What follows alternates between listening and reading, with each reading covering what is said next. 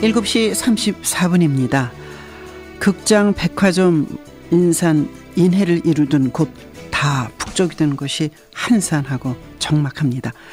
학교가 떠들썩하고 귀여운 어린이들, 학생들의 목소리로 웃음이 넘쳐나야 되는데 전국적으로 700여 곳이 넘는다고 합니다. 수업을 멈추고 있는 것이 경기도가 특별히 이번에 메르스가 덮쳤습니다.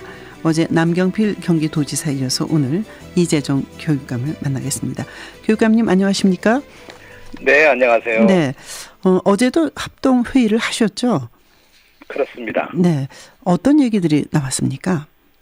이제 경기도의 경우에 어떻든 방역과 그리고 예방 조치를 하는 것이 가장 중요하기 때문에요. 네. 어떤 이런 대형 집회나 이런 것들을 가급적 자제하도록 하는 결정을 내렸고요. 네. 그리고 어떻든 이걸 긴밀하게 서로 연결하고 공동 대응하는 것이 상당히 중요하기 때문에 네. 그런 이제 협조 체계에 대한 이야기를 나눴습니다. 네.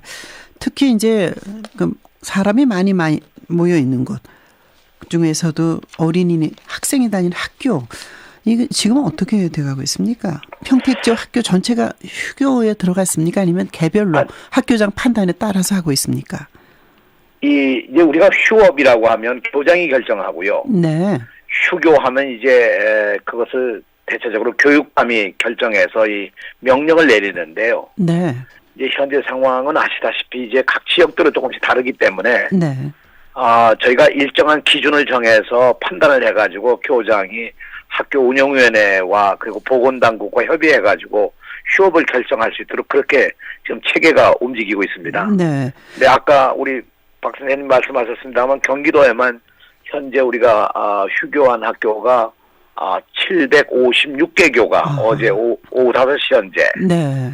그러니까 이것이 아마 매일 조금씩 더 늘어나요. 네. 늘어나는 이유가 이제 불안하거든요, 다. 그렇죠. 네. 저는 매일매일 지내는 게 이제 불안한데요. 네.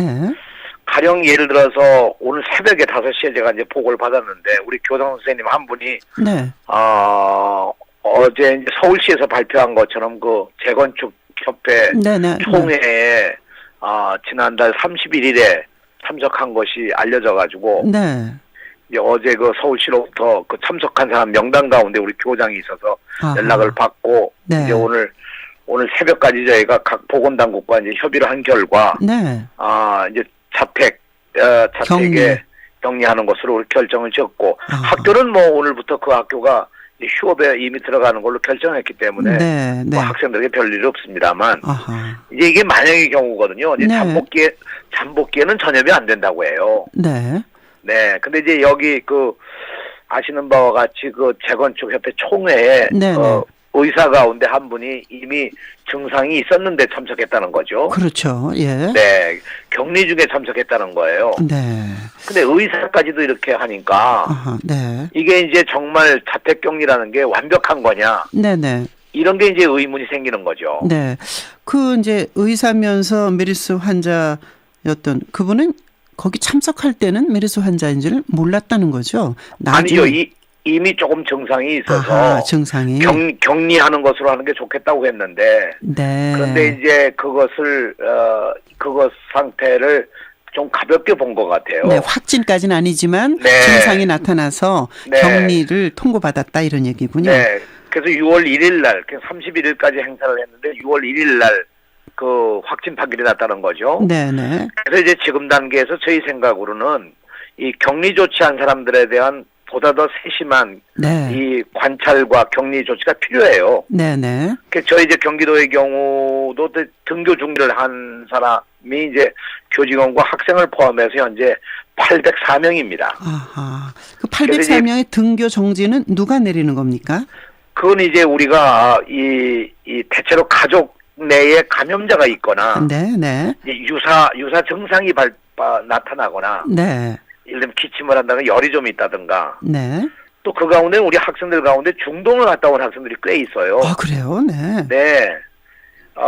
그게 한 49명이 되거든요. 이 학생들은 현재 어떤 증상이 없더라도 네네. 일단 예비 조치로 아무튼 등교 정지를 시켰고요. 네, 중동 갔다 왔는데 잠복기일 수도 있기 때문에. 네. 그렇죠. 네, 예. 그럴 수도 있으니까 만약의 경우를 대비해서 우리가 그래서 이제 그런 이외까지 해서 다 해서 우리가 한 804명 정도가 돼서 네. 이 학생들에 대한 그 격리 조치에 대한 이제 그 우리가 주의 깊게 네. 조치를 취하고 있는 게 이제 가장 중요한 일이고요. 예. 네. 근데 이제 뭐 보건당국도 뭐 당황하면서 집에 이제 격리하고 계신 분인데 하루에 한 2번 정도 전화해서 증상을 체크하고 이래야 되는데 그런 전화를 할 여력이 부족하다는 얘기거든요.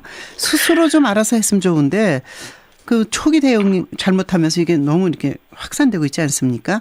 그렇습니다. 네. 그래서 이제 저희 같은 경우는 이제 지난 본격적으로 대책본부를 만들고 24시간 이제 이 관리 체계에 들어간 거는 네. 지난 6월 1일부터고요. 네. 6월 1일부터 대략 이제 확진이 나오기 시작했기 때문에 그때부터 이제 24시간 저희가 이제 대책본부를 세워놓고 25개 교육지원청에도 이 대책반을 세워서 네네. 지금 말씀드린 이런 경우를 주의 깊게 저희가 관찰을 하고 연락을 하고 예. 계속해서 관리를 잘 해나가고 있습니다. 네. 교육감님 그런데 학교장이 결정하는 수업 중지, 휴업. 네. 네. 그거 말고 뭐 예를 들어 평택 지역 같은 건 이미 뭐 다 알려졌습니다. 정부에서 네. 뭐 알리지 않는다 그래 봐야. 네. 그런 것을 그냥 휴교령을 교육감이 하실 수 있는 그 재량이 그거니까 그렇게 네. 하시는 건 어떻겠습니까?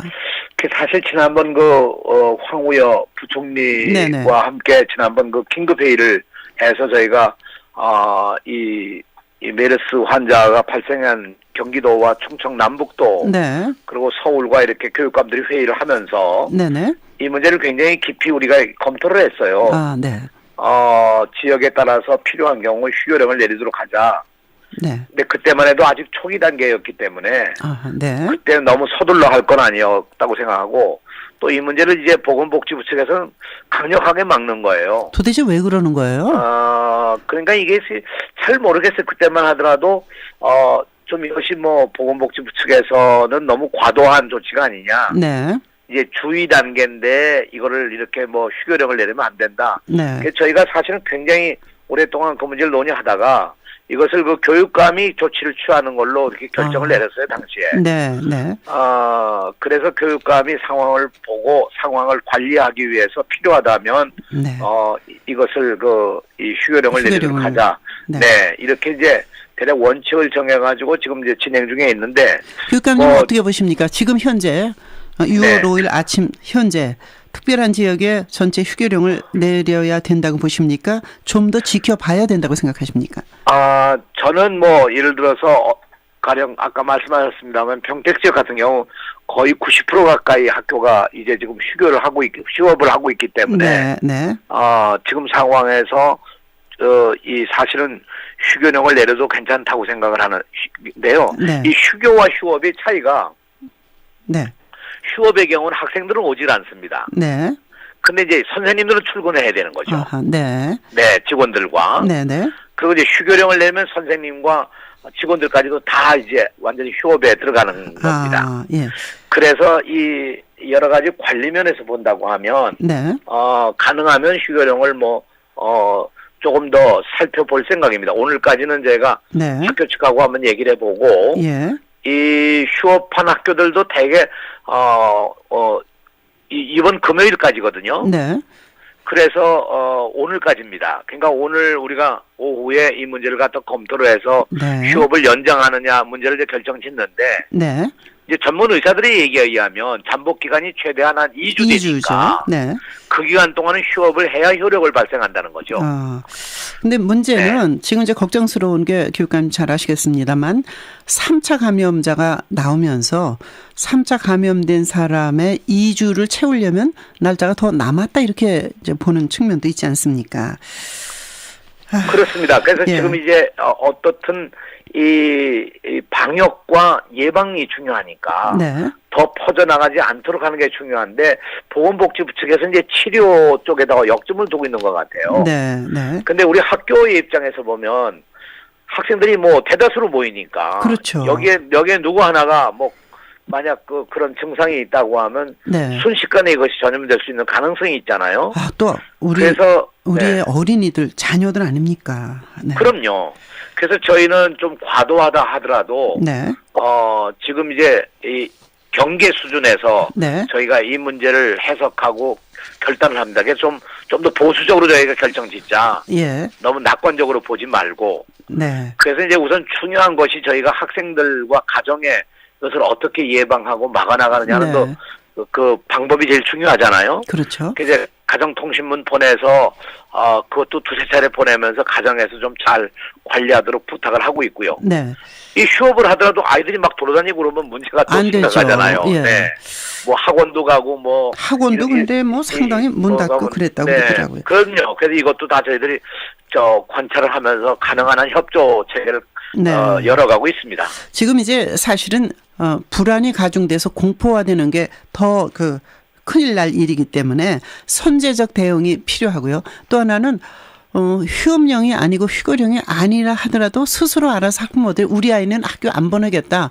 그리고 안 보내는 학부모들이 상당히 많아지고 있다는 거를 교육감님 아실 겁니다. 그렇죠? 그럼요. 이게 이제 네. 휴업을 하게 된 것도요. 휴업을 하게 된 것도 학부모들이 아이가 조금만 이상해도 학교를 안 보냅니다. 예. 그러게요. 네. 그러니까 자연히 휴업을 하지 않을 수가 없는 거고요. 네. 그래서 저희는 뭐 이 근일 중에 아무튼 네. 오늘 내일 중에 이 상황을 좀 더 심각하게 한번 평가를 해보고 알겠습니다. 필요하다면 휴교령을 내리려고 합니다. 네. 네. 이재정 교육감님 수고하십시오. 고맙습니다. 네. 안녕히 계세요. 네.